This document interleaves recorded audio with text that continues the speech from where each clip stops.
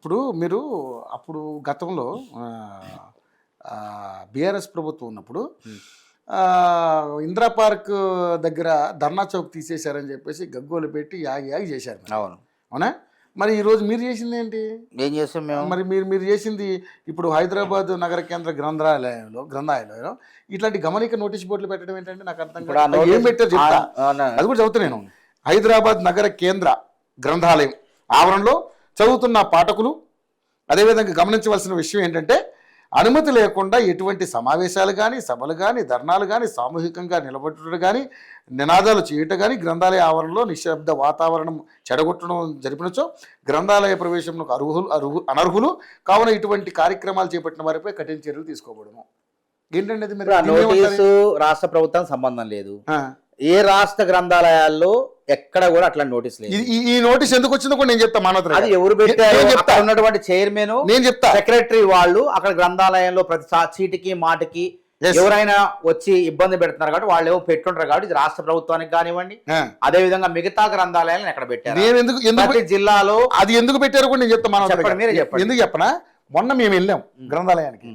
ఏది మేము శాంతి ర్యాలీ చేసుకుంటామని చెప్పేసి మొన్న ఒక కార్యక్రమం నిర్వహిస్తే ఆ కార్యక్రమాన్ని మేము కవర్ చేయడానికి వెళ్తే అక్కడ రాజు నాయక్ కాదు, రాజు యాదవ్ సంథింగ్ ఏదో ఆయన అతను చేసినటువంటి కార్యక్రమానికి పోలీసులు చాలా మంది వచ్చారు. అక్కడ వచ్చి అడ్డుకునే ప్రయత్నం చేశారు.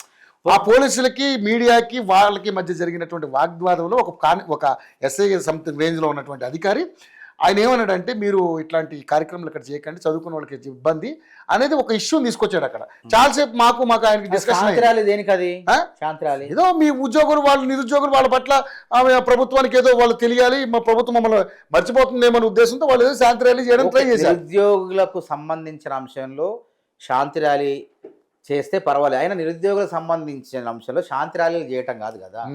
నిరుద్యోగులు ఆవేదన లేకుండా నోటిఫికేషన్లు ఇవ్వాలని డిమాండ్స్ కూడా పెట్టారు సార్. నేను గతంలో నిరుద్యోగ జేసీ చైర్మన్ గా ఆ చిక్కడపల్లి సిటీ సెంటర్ లైబ్రరీకి పోయినప్పుడు కూడా నాకు ఎదురైంది అదే అది గతంలో ఉన్నది, ఇప్పుడు కొత్తగా ఏం కాదు. ఆ బోర్డుని తీసుకొచ్చి అక్కడ పెట్టారు. గతంలో అప్పుడున్నటువంటి లైబ్రరీ చైర్మన్ కొత్తదా పాత అదే బోర్డు అదే పేరు, ఇంక మార్పు లేదు. పేపర్ అంటించవచ్చు, కొత్త పేపర్ అంటించవచ్చు, కానీ గతంలో కూడా ఉన్న లైబ్రరీలో ఏ లైబ్రరీ కాదు, రాష్ట్రంలో ఏ లైబ్రరీ లేదు. మరి అఫ్జల్ గాంధీ లైబ్రరీ ఉంది, అది కూడా పెద్ద లైబ్రరీనే, అక్కడెక్కడా లేదు. వేరే లైబ్రరీ లేదు, వరంగల్ హనుమకొండ లైబ్రరీలో.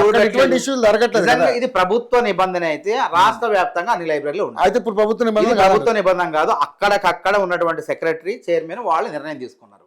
అది వాళ్ళకి సంబంధించిన అంశం. అట్లా చేయటం కూడా మంచిది కాదు.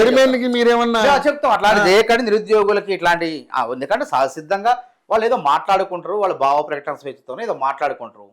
ఏదైనా ఉంటే ఏదైనా శాంతి భద్రతలు ఏమైనా ఇబ్బంది కలిగితే పోలీసులు వస్తారు. అంతేగాని మనం అనేది లైబ్రరీలో అనేది చదువుకునే వేదికలు, లైబ్రరీలు అనేది చదువుకునే వేదికలు. అక్కడ నిరుద్యోగులు ఎక్కువ మంది ఉంటారు. వాళ్ళు ఏదో హక్కుల కోసం మనం మాట్లాడుతుంటే ఇక్కడ మీరు ఇట్లాంటి చేయొద్దని చెప్పేసి, అంటే ప్రభుత్వానికి తెలియకుండా మనమే సొంత నిర్ణయాలు తీసుకోవటం అది మంచిది కాదని నా ఆలోచన. ఎందుకంటే ఇప్పుడు మీరు వచ్చేటప్పుడు నేను కనుక్కున్నా, రియాజ్ గారు స్టేట్ లైబ్రరీ చైర్మన్, వారిని కూడా సంప్రదించాను నేను. ఏంది ఈ జీవో ఏమైనా ప్రభుత్వం ఇక్కడ ఏమైనా ఇచ్చిందంటే అట్లాంటిది ఏం లేదు, అది ఆ లైబ్రరీ వాళ్ళు అక్కడ నిర్ణయం తీసుకున్నారు. నేను స్టేట్ లైబ్రరీ చైర్మన్ ఎక్కడ ఇట్లాంటివి లేవు, ఏ లైబ్రరీ కూడా లేవు అని చెప్పి స్పష్టం చేశారు. కాబట్టి అక్కడ ఉన్నటువంటి గ్రంథాలయ సంస్థ కార్యదర్శి, అక్కడున్న చైర్మన్ గారు, హైదరాబాద్ గ్రంథాలయ చైర్మన్ గారు ఇట్లాంటి మళ్ళీ పునరావృతం కాకుండా చర్యలు తీసుకుంటే మంచిది. నిరుద్యోగులు ఎప్పుడు కూడా మనకు మిత్రులే, వాళ్ళ శత్రువులు కాదు. వాళ్ళకి ఏంది నోటిఫికేషన్ ఇస్తే కుడిమిత్తే పండగ అంటే వాళ్ళకి నోటిఫికేషన్ ఇస్తే వాళ్ళు సంబరపడతారు, మనకే జిందాబాదులు కొడతారు. కాబట్టి వాళ్ళని అణచివేయడానికి వాళ్ళు దేశద్రోహులు కాదు, వాళ్ళు అణచివేయడానికి ఉగ్రవాదులు కాదు, వాళ్ళు అణచివేయడానికి నక్సలైట్లు కాదు. కాబట్టి మన మిత్రులు ఆవేశంలో ఇప్పుడు ఒకళ్ళు మాట్లాడరు, 100 మంది అందరూ మాట్లాడాలని చూస్తారు. దానివల్ల ఏమైంది, అందరూ ఒకేసారి మాట్లాడడం. అద్దంకి దయాకర్ గారి విషయంలో కూడా ఒక్కొక్కళ్ళు మాట్లాడితే వాళ్ళ సమాధాన ప్రశ్నలకు సమాధానం దొరుకుతుంది. అందరూ ఒకేసారి మాట్లాడితే ఏమవుతుంది, ప్రశ్నలకు సమాధానం దొరకదు.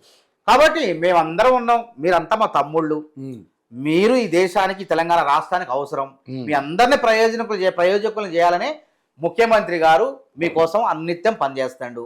ఆయన దృష్టిలో మీరున్నారు, మీరు లేరని కాదు. కాకపోతే మధ్యలో కొంతమంది వచ్చి ఏదో మిమ్మల్ని గందరగోళపరుస్తారు.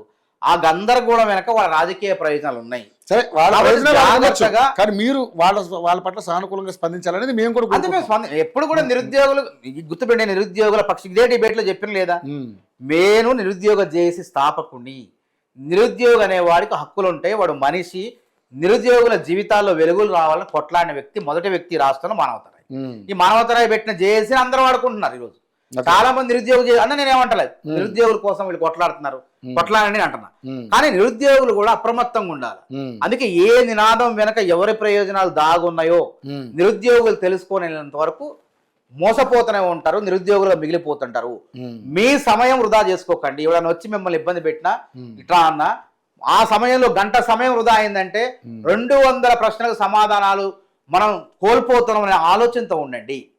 ఆ గంట సమయంలో 200 జవాబులు మనం వెతుక్కోవచ్చు. కాబట్టి ఈ విధంగా ఆలోచన చేయండి, మీ సమయాన్ని సద్వినియోగం చేసుకోండి అని వాళ్ళని మేము మీ ద్వారా కోరుతాను.